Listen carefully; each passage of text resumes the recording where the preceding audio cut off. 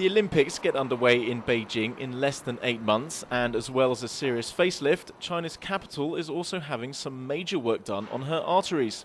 Beijing's transport infrastructure has long been struggling to cope with the fast-growing population, just 3 lines serving a city of 15 million people, and authorities here are using the Games as an excuse for a much-needed expansion of the metro network.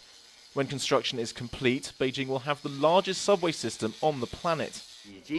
Currently we have 142 kilometres of track in service, and we plan to increase that to 561 kilometres by 2015. If possible, we need to speed up construction because demand is high and there is too much overcrowding now. The government spends about €1 billion a year on this project. The most recent addition to the subway system, the North-South Line 5, has been a huge success since it opened in October, the very same day the government cut fares on the network by a third. Since then, 910,000 more people are now taking the metro every day, and the number of commuters using public transport exceeded those travelling by private vehicle for the first time ever last month. And it's hoped others will also benefit from these improvements. The opening of these new lines is not just for Beijingers. We hope that they will also be helpful to visitors to the Olympics, like tourists and the athletes.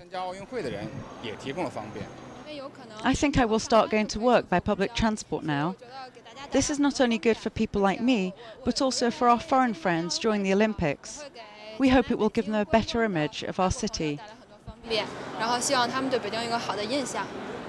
Although the Olympics are giving much needed impetus to the infrastructure improvements, it must be remembered that it's not the only reason Beijing is tackling the problem.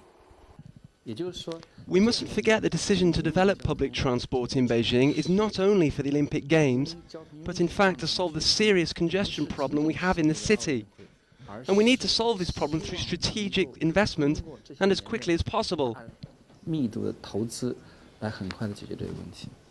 And speed is of the essence. The Olympics may not be the only reason for the public transport rethink, but with Beijing's population expected to swell by around 2 million people in August, the improvements need to be made if the Games are to run smoothly.